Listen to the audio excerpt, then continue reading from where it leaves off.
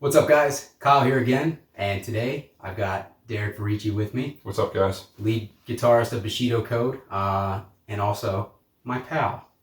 Hi, pal. Hey, bud. Hey. So, yeah, we're shooting some rig rundown stuff and some Bushido Code playthrough videos today, but I figured since he's here, and we always talk about gear, we'll do an episode of the bullshooting stuff with Derrick. So, today topic is most disappointing amps.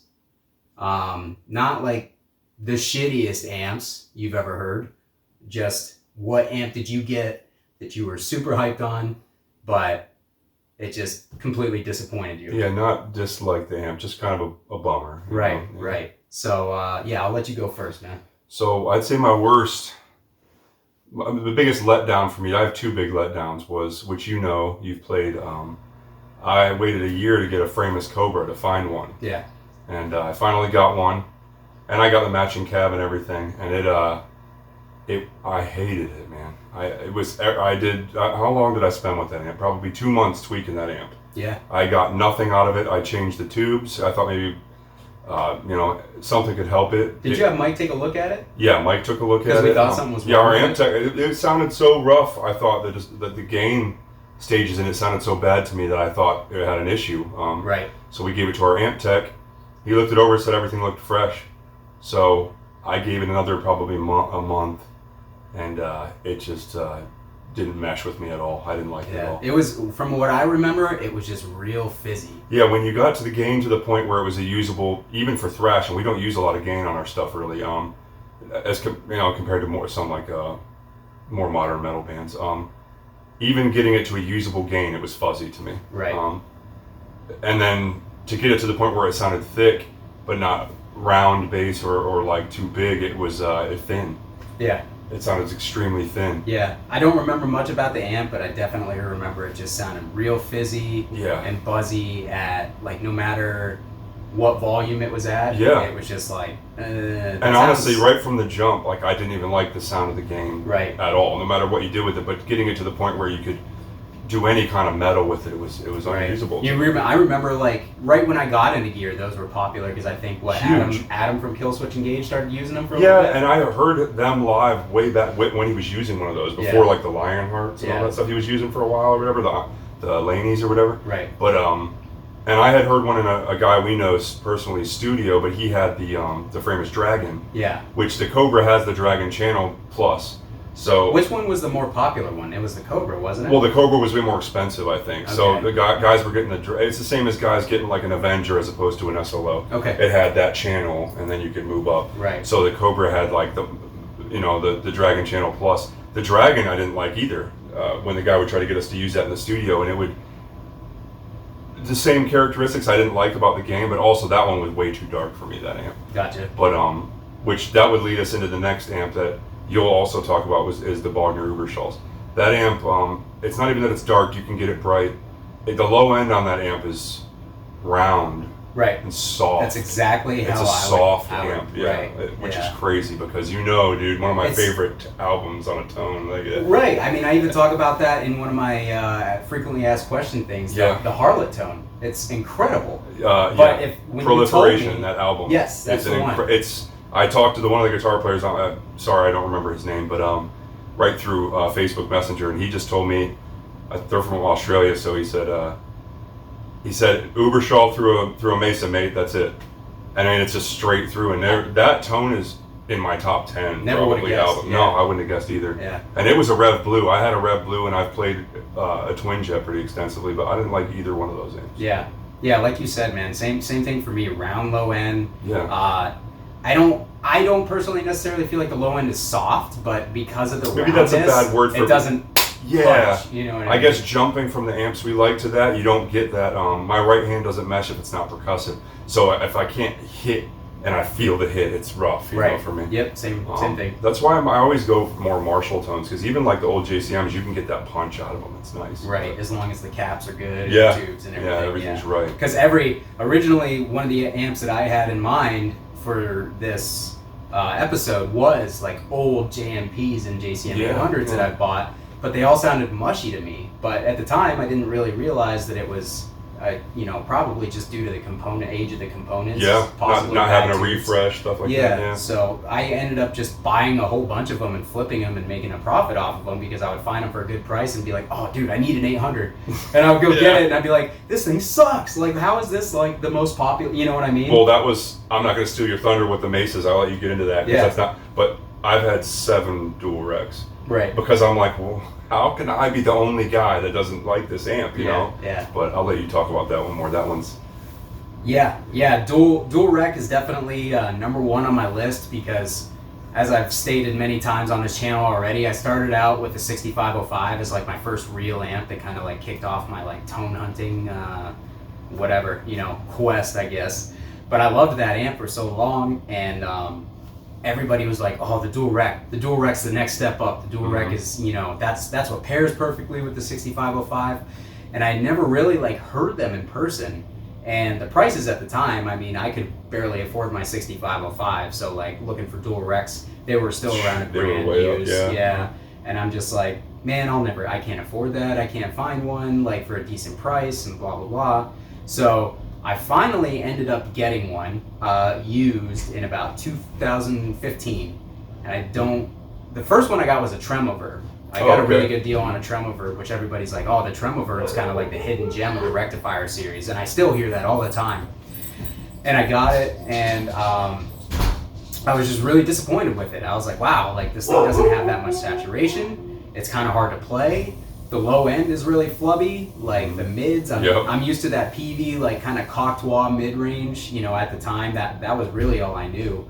And I got that amp and I was just like, this is a bummer. It's muddy, it's flubby, I didn't have the right hand, kind of percussiveness and strength that I had at the time. And in my opinion, a lot of people describe the dual rectifier as really saturated, but I don't think so. I think it's actually a kind of hard amp to play if you don't dig in with your right hand. It has its dry like nature to it too, Yeah, I mean, you can get it to the point where it is like real saturated and a little bit more fluid feeling, but at that point, it's just a muddy mess. Yeah, man. Even if you're using a boost and a clear pickup, I could just never quite get it to where I felt like it was my sound. Dude, and again, like how many albums do you love with a dual rec on? Yeah, and I don't dislike the amp as a whole because my favorite band is Buried Alive, and they record their full length and everything they ever did really with two channel rectifiers, and they always sounded awesome. Like the tones on all the recordings are awesome. So yeah, I don't know. I personally couldn't get it to work for me. I was disappointed in it. I was kind of expecting it to be like a bigger sounding 5150, I guess, and that's not what they are at all. They're my least favorite of the Mesas. I had the Mark V. I love my Mark V. Yeah, the Mark was cool. Not for so much for our band, but if you want to do like more modern or progressive metal, it was good for that. It did. The Mark IV, I had that set for some nice old like Metallica stuff. Yeah. But and I want to play the Royal Atlantic. That's one Mesa I've never played. Yeah. There's one up on Guitar Center for $1,300 right now, and I'm just waiting for the price to go down. Yeah, that Mark Morton played one for a while. I might steal from Lamb of God, but I saw one when we went to the House of Guitars in Rochester. Did you? And it was just up in the back, new. Yeah. A new one. No shit. And I remember talking to the guy, they wanted something stupid $16.99. Yeah, it was a lot. But brand new with a tag would be fun to have. Oh, dude, no doubt. Well, you won't see that ever, probably. No. That one I still have to try, but I like the Mark series. And funny enough, I don't even like the Mark IV that much. I had a Mark IV and I didn't like it. I tried, one of our friends from a local brick and mortar music store has the rack mount version I borrowed for 2 weeks. I couldn't get a sound I liked out of that, but coincidentally, I like the Mark IV mode on the Mark V the best. Doesn't sound anything to me like a Mark IV. No, I mean, honestly, I remember you playing it, and that's why I got a Mark IV, because I'm like, this sounds good. And then I got the Mark IV, and I was just like, I don't like this at all. Like, it has that same Mesa voicing that I think it's just their voicing. I don't know. I'm used to a very punchy, almost like clanky low end from 5150s moving into modded Marshalls. They're all very tight, punchy, metallic sounding on the low end, and the Mesa just doesn't have that. It's a big. Me and Kyle like very unforgiving amps where you can hear literally pick attacks scraping all the nuances that are annoying to everybody else, I think. But I really like all that stuff because when you play with dynamics, it's so much better when you play those amps to me. Because when you do play something just right, it's like way better. Yeah. I don't know. Yeah. I can't think of any other amps that were extremely disappointing for me that besides I have a lot of amps. You know how picky I am, but not so much that I'm talking more amps that like were on albums I love, iconic albums I love, and people I hear playing them.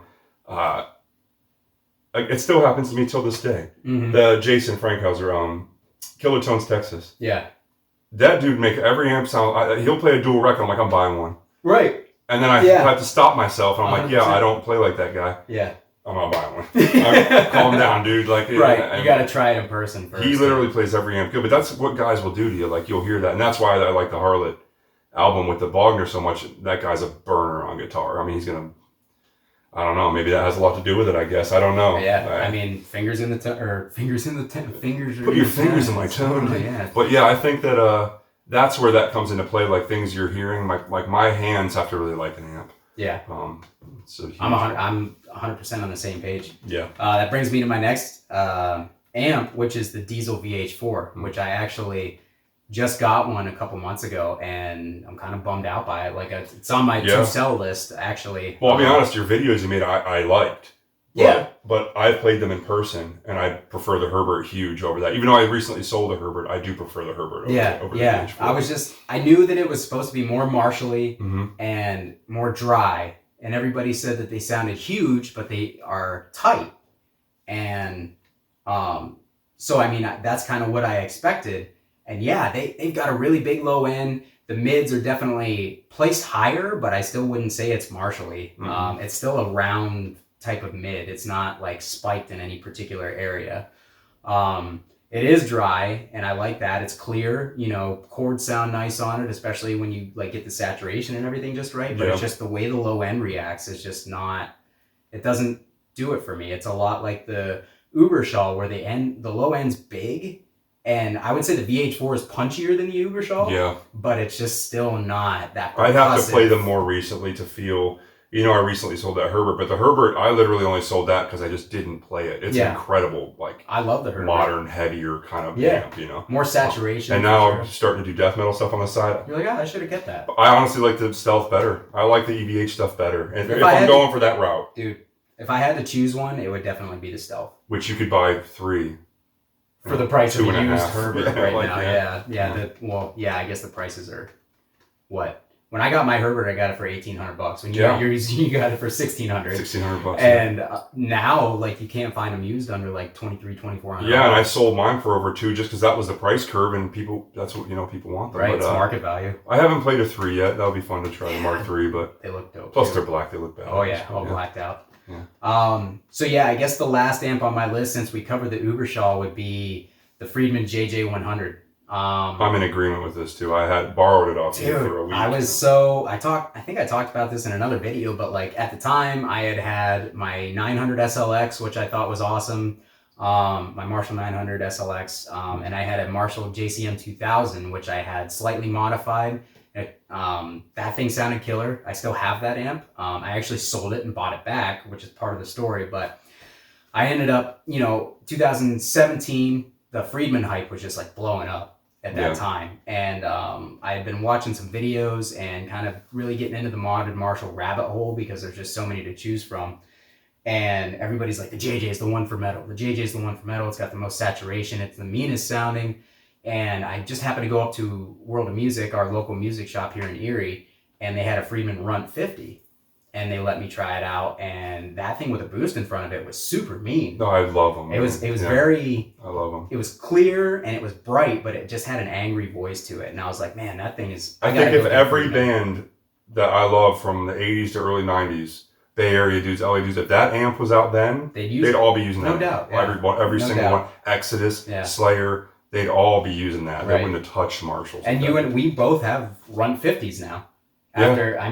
Yeah, I could have any of those. I mean, I played yours. Luckily, Kyle's an absolute maniac with gear, and I get to try a lot of things before I decide to make the jump. But that's a good way to just dip my foot in the water and see if I even like something. Pretty much anything Derrick or Jason or any of my friends want to try, I usually have one in hand. So, but I played the JJ for about a week. Played the Butter Slacks for a couple days. That's right. And again, not to sound like a cork sniffer or whatever, but like those amps are great. Yes, they're fantastic. I just got no use for them. Yeah, they just don't have what I like. So like I heard that Runt 50. I'm like, I need this. I need one of these. Yeah. I literally on my way home stopped and looked at eBay and found a JJ for $2,300. After we used it at practice, the one when I used it at practice at the house, or what? No, this was way before all that. Oh, this okay. Is before this is before you and I were even. Because I had tried my friend Bucky's, and I had the same vibe about it. Like I played his. I traded my Mark V for his Run 50 just to try it out. Yeah. And I was like, well, you can just keep my Mark V. I remember you saying the Mark V's worth a lot. Was more at the time, right but I got one right yeah. away. Yeah. But so anyways, I stopped and found that JJ 100 on eBay for $2,300, which at the time was a ridiculous price. Still kind of. Yeah, it was brand new in the box. It was one of the first runs with Jerry's signature on it. So I'm like, buy. At the time I just started like putting money into my savings account. So I was just like, oh no, I need a Friedman instead. So I bought the amp and I got it, and I was just let down, man. Like it didn't have a lot of low end. The low end on it wasn't all that punchy. It was tight, but like it just, I would dial it up almost all the way and it just didn't. Yeah, and that amp was specifically frustrating for me because I love the gain sound on that amp. Yeah. But I just couldn't get any of the EQ just didn't work for me. Same. But man, if you could have that sound, the tone it had, with a usable, upper and lower, I couldn't find it. Man. Well, now I have I've got the BE50 Deluxe, and honestly, it fixes most of the problems. I want to play that amp. Yeah, I haven't you can take it today if you want. I'm taking it today. He's taking it today.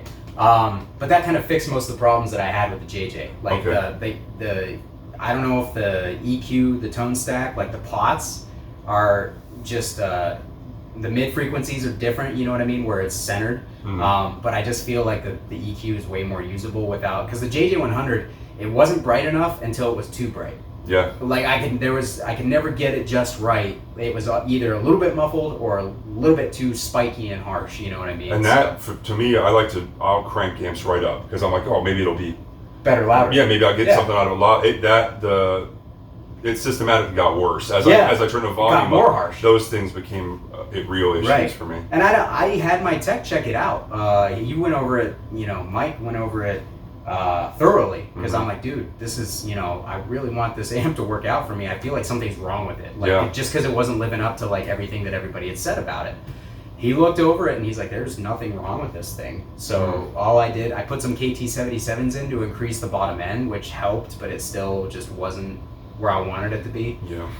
But yeah, it's not a knock on Friedman at all. None of these are knocks on these amps. They just don't work for us. They disappointed us based on the... Yeah, and honestly, over the years, dude, I just got so used to, like, now I want a thing out of an amp. Yeah. So, like, if any amp doesn't do it, it's not that these are great amps that somebody else could live their whole life just playing that one amp. Right. But I've become so particular about what I like. Yeah. I mean, tone is extremely subjective. Yeah.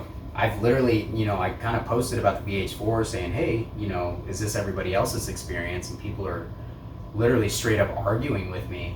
You can't not like it, Yeah, it's like, no, man, I just don't think it's for me. Like, you're describing all the things that I hear everybody describe about it, but I'm just, maybe there's something wrong with mine. I even came to that conclusion or something, but like, I just don't think it's for me. But also, like, that wouldn't be your be-all, end-all amp. To me, anyway, like, I'm going to say, like, the EVHs say if you want something modern metal. Yeah. I don't want to call it the perfect amp, but you could get away with having that amp for everything. Well, that's what I said. If I had to go down to one amp, like, I hate to say it, but it wouldn't be the Swan. It would be the EVH, because I feel like the EVH covers the low tuning ground and the modern stuff, and you can get away with using it for thrash. I wouldn't be unhappy with that amp as my only amp. Right, 100%. So yeah, those are I would say those are our most disappointing amp experiences, where we were super hyped up for something and it just didn't quite live up to what we read, or it just didn't quite fit with our ear. You know what I mean? We, like Derrick said, we both become very particular in what we like. I've been told I dial everything in to sound the same. Derrick's tone always sounds very similar no matter what he plays through, and that's just because, like, over time you develop your ear for your sound that you like, and you're gonna go for that sound no matter what amp you're playing. So you can get away with a ton of amps as long as you can get close to your sound in your head. But when there are specific amps out there that literally just can't do it because of the design of the amp, that's when it doesn't work for you. So it's not that it's a bad amp. Like, I would never describe the JJ100 as a bad amp. I'd never describe the dual rectifier as a bad amp. It's literally one of the most legendary amps out there. Well, you know me, even with a 5150, I've had multiple ones. I've Yeah. played them in bands. I love the sound of a 5150, just like anything else. But I even like it when I play it. I just don't. It doesn't mesh with my right hand. That's all. Right. There's just something a little bit. Yeah, it's not even. I can't. I'm not going to say it doesn't track. I hate saying it doesn't track fast enough because dudes are way better than me that play 5150s. But like, it feels like it doesn't track fast enough. Yeah, it's just the feel under your hand. That's all that matters. Yeah, I feel like the EVH stuff is definitely tighter. Yeah, for me that's remedied. Like that's right. It's like it's great. Right, I agree, man. Great hit. But yeah, anyways, Derrick has a YouTube channel that he started up recently as well, where he's been posting up some awesome amp demos of not only the Splawns, but he did one for the 5150 Stealth that sounds awesome. He did one for the Run 50 that sounds great. So Cherry Tone recently was on. Yeah, there. Cherry Tone. He's let me borrow that today, which was actually my old amp that I sold him. Yep. So now I'm gonna. But you'll get a proper video in the pimp layer here. Yeah, so, yeah, it's coming out okay. But yeah, thanks for listening, guys. We'll definitely do more stuff like this in the future where we sit down and talk about stuff. So maybe the most disappointing guitars next time. Yes. That's very subjective though, because if it wasn't brand new, I can't wait to see the comments on that one. Yeah, okay. But yeah, anyways, go over. His channel is going to be in the link in the comments, so go over, check his channel out, and make sure to subscribe to him. And if you guys like this stuff, we'll be doing it a lot more. So like and subscribe to this channel, and we'll see you soon. Peace.